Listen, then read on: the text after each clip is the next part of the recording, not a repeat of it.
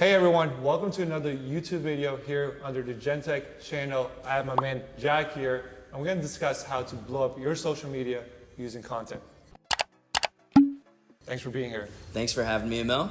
So we were just shooting some content for my personal stuff, but I actually want him to share some stuff that you guys can implement to take your social media to the next level, because ultimately I feel like branding really comes down to content. There's nothing else to it. What's been like your experience so far shooting with people and kind of seeing their brand grow in a sense? Have you like seen any particular people or business kind of really scale from your content? Yeah, no, absolutely. I mean, when you start putting out content and you do it with, consistency and frequency, then you become the subject matter expert for whatever type of content that you're putting out. So whether it's, business related, whether it's fitness, if you're a real estate agent,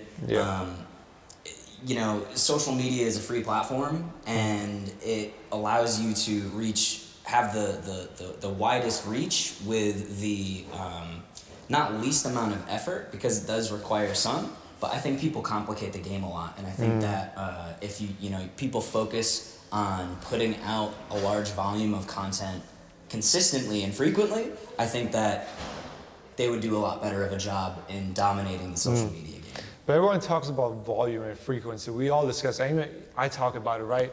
Produce a lot of content, but how much is a lot of content? When is it too much? Is there ever too much? I don't think that there is too much.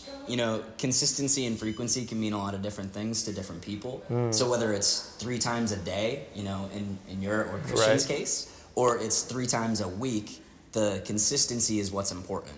So, if you're putting out one video this week, another video the week after that, then you take a break for 2 weeks, and then, next month you put out 3 videos, last month you put out 2 videos or photos or whatever. That's not very consistent. But, dominating the social media game isn't, the secret sauce isn't so secret. It's volume and consistency is going to give you that equation to be able to dominate the game. I mean, I see that like on my account as well. And like, I get what you're saying. As long as you're consistent, even if it's 1 video a week, at least people know that, hey, next week we're getting another video, right? Right. Because even, for example, like YouTube videos, it's hard to produce 6, 7 YouTube videos a day, right? But with social media like IG and Facebook and YouTube Shorts, you can do 3 a day. Like, it's not that hard. They're a minute long. You can even make them 10 to 15 seconds long. So just pump it out, because from our experience, the world is noisy. There's a lot of people doing the same stuff that you're doing.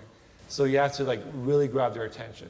So if someone's doing 6 videos, you gotta do 8. If someone's doing 10, you gotta do 15.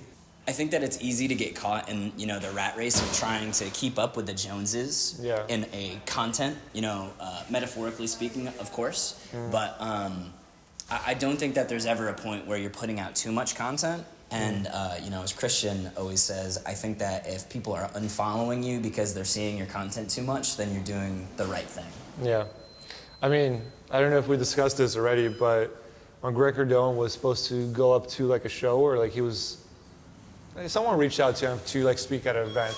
And this is when he wasn't all of that, he wasn't that big yet. And they canceled him. And he was like, I'm never gonna let someone cancel me again. So that's when he started pumping out the content, where he grew his brand so much that people pay him now, right, to speak. So I don't know. I see value in it. Hormozy talks about it. Everyone literally just talks about producing content.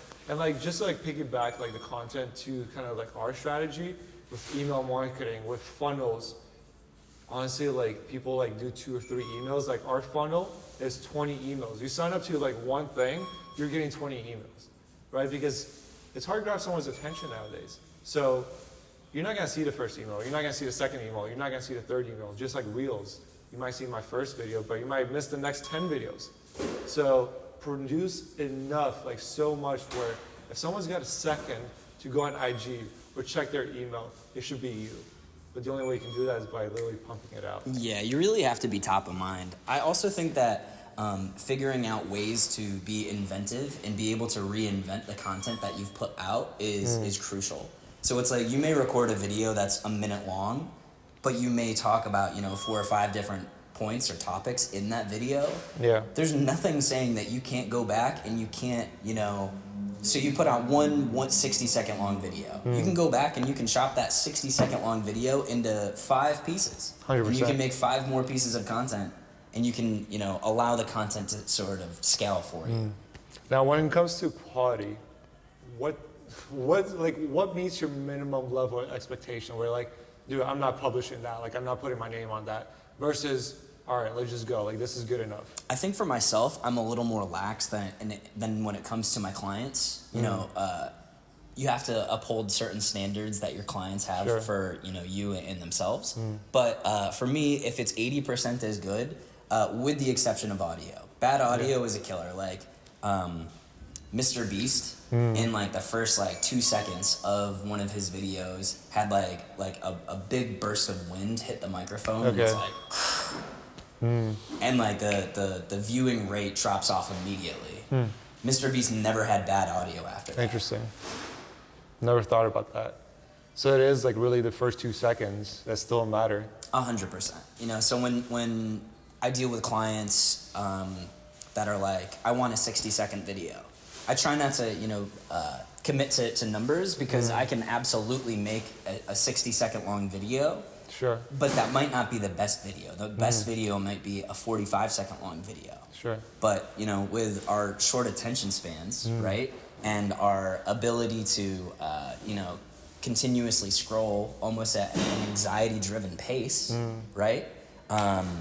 If you don't hook somebody and you don't captivate them in the first couple of seconds, they're more than likely not going to stay to watch the rest of that video. Yeah. So if the content is 80% as good as it's going to be, then 9 times out of 10 I'll post it. I like that. Now you did discuss topping points. Like you can create like a one video and like kind of cut out like a lot of topping points. But when you're producing like 6 videos a day or 3 videos a day, like how do you stay consistent for a whole year, develop enough topping points? Like what do you talk about after like 10 videos? That's a great question. So you mentioned email marketing, right? So your emails have subject lines, and then they have the actual content of the email.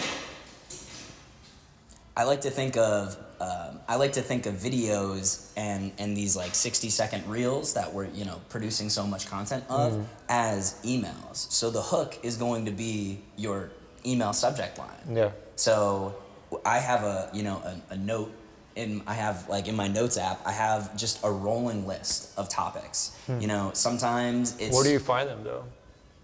Where do you get like these topics? I mean, I pull inspiration from conversations I have with you. I pull inspiration from videos that I see that I consume on social media.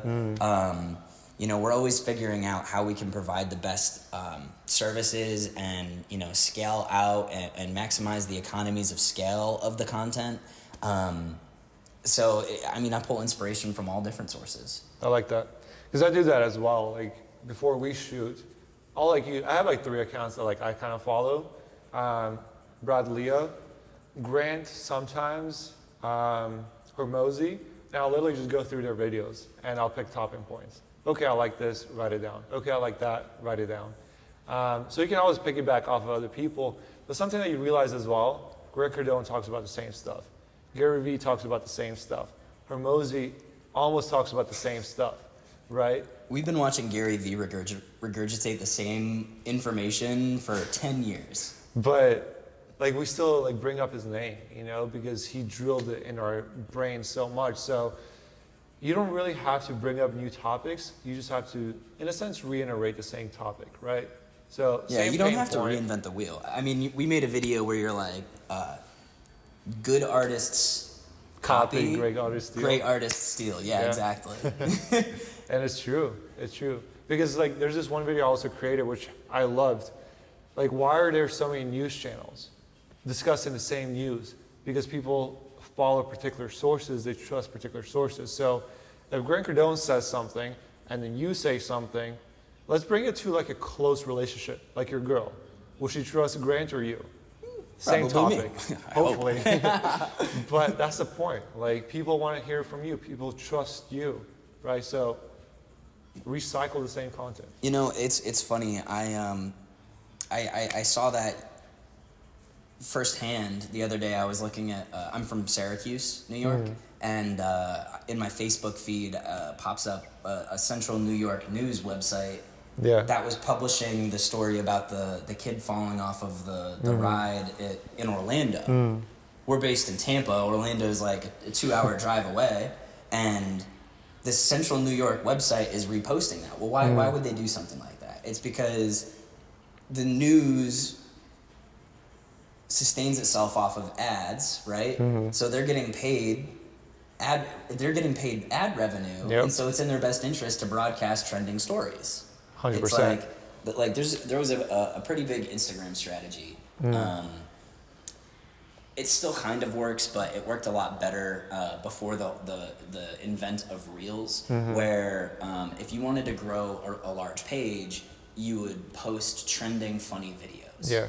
Because people would follow your page because they saw that you were, reposting either like memes or just crazy videos, but you would insert your content. So like every other post would be you, every other post would be something that's trending. That was like an older strategy on how to build an Instagram page. Yeah. And build a large following. I mean, I love that. Like, you need to like figure out like the news channel. People took the news and took it on YouTube.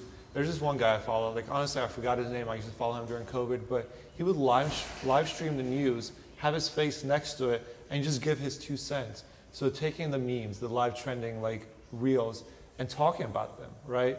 So you really don't have to recreate it. Just give people your 2 cents and then add your content into it. So that was just like a piggyback off of that. But just to wrap it up, what is the #1 tip you recommend people to kind of implement if they're looking to take their business to the next level? The #1 tip to expand and take your business to the next level is pull out that phone and start recording. Straight up. Yeah. When you sit down to actually record, it's going to be a little awkward. Like, we're in like the lobby of a building right now, and there's like people like walking by, and there's like the mail guy. And you just kind of have to not give a fuck, because it's not going to do you any good otherwise. Yeah. And that being said, when we do these videos, Amel is incredibly media literate. So, we turn on the camera and start recording, and you just go. Like, you just go. Whereas other people that I work with, they need a little bit more coaching, or it takes them a few more takes to say things, and there's nothing wrong with that. Sometimes, you have to be able to you're going to have to shoot a video, and you're going to have to do like 5 or 6 takes of the same thing so you can articulate it properly. And 9 times out of 10, when you do that last take, or one of those last takes, ends up being the best one. So. I like that. Those are good tips. Honestly, the biggest tip on my end is just taking out that phone and recording. That's the hardest thing, because after that, you have to record yourself, right? And the second hardest thing, honestly, is like posting it, because you're like, is it good enough? Who cares? Post. You'll get better. I didn't get good at just creating videos by just turning on the first camera and start like speaking. I had to practice, and then it came to a point where it's like, all right, topic point, what are we talking about? Light bulbs? All right, great, let's talk about it. But it's practice, because like one of those reels I just did, where it's like volume, that's what it comes down to. But I appreciate you sharing everything. I'm sure they're gonna have you on here again, because I love discussing content. It's very important, We're the kings of content. We are. We'll see you guys in the next video. Make sure you guys follow my man Jack on, what's your IG? JPG Media? JPEG Jack. JPEG Jack.